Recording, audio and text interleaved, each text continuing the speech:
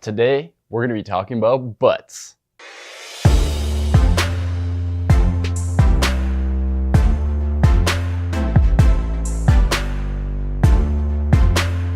Hi, my name is Nick Petrick. This is Yes Nation, and no, it's not the butt you might be thinking of.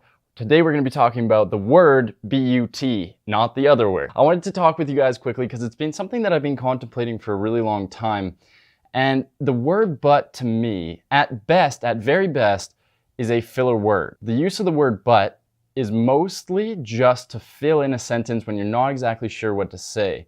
And at worst, it can actually neglect or negate what has been said before it. A long time ago, when I was working with a bunch of different people, and there was somebody who was wanting a little bit of advice from me. I've seen this with other people too, when others are giving advice to other people, and they gave great advice, or maybe this person is further ahead. I think I saw an interview with Gary Vee a while back, where he was saying they were giving somebody advice on something. I think it might have been YouTube, and they were giving him impressive advice, like huge advice. I mean, this is Gary Vee, who is huge in the world of YouTube and Facebook, all the social medias. And he was giving this person advice who had maybe like 100 subscribers on their channel. So better than nothing, but definitely room to grow. Every single time that Gary Vee gave this young man advice, the young man would say, yeah, absolutely, that's fantastic, great, cool, this is great advice I can go and take, but, and then he would describe another problem or a problem that he had with the advice.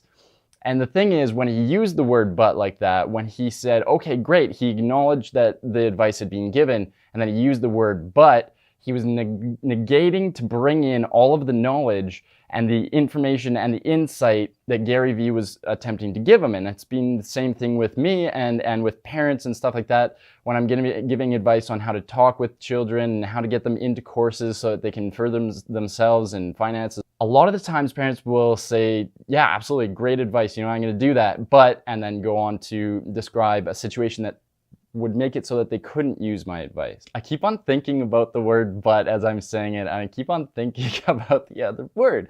Okay. When you use the word but, you're basically telling that person that, thank you for the advice, but I'm not going to be taking it. Thank you for the advice, but I'm not going to be taking it. I'm not going to use it because I have my own idea of what I should be doing. And so that's not taking advice. That's not using it for your own good. It's actually neglecting it, and you're losing before you even start. Before you even start with that advice, you're already negating what it's going to do for you. It's a mindset, and at that point, you've already lost. If you can't take good advice from somebody and listen to something, maybe it's even just this video, and say, actually, yeah, that's great advice, I'm going to go forward with it, instead of saying, that's great advice, but, and then describe another situation that's holding you back, then you're never going to get ahead.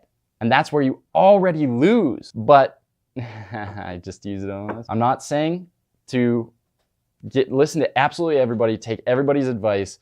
What I am saying is to go forward and listen to people who are ahead of you in the field that you want to go. It's just the same thing as finding a mentor. Listen to their advice, listen to what they say, listen to what failures they've had, say, yes, that's where I'm at right now. I'm going to take that advice and go use it. One of the things I've been challenging my friends to do as well is to give me a sentence or something that they can say where the use of the word but would be more powerful than taking it out. There's a crowd of people, they've just gone through something, either heroic, terrifying, whatever way you want to put it. It's a situation, maybe it's just a football team, and they're going through a loss, or they're losing in the first half of the game. They go into the locker room and their coach says, all right, team, we've been losing up to this point. We're so close, but I know for the second half, we're going to, and then he goes into a huge inspirational, motivational speech. If you take the word but out of that sentence, it becomes so much more powerful. Okay, team,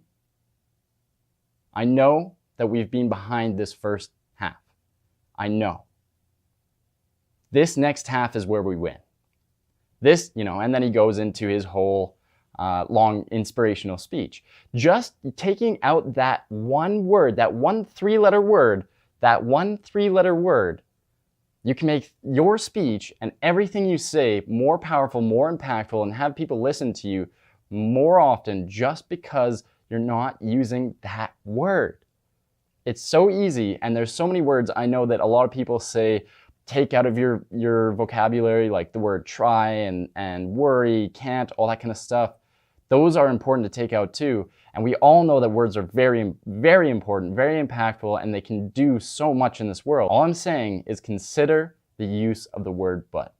If you can think of a way to use the word but that is empowering or does actually add to the sentence instead of detracting from it or even just adding it as a filler word, put it in the comment section below. I'd love to have a discussion with you about this. I've been seriously contemplating this for probably about 3 weeks now. So if you can come up with something really interesting, I would love to see it.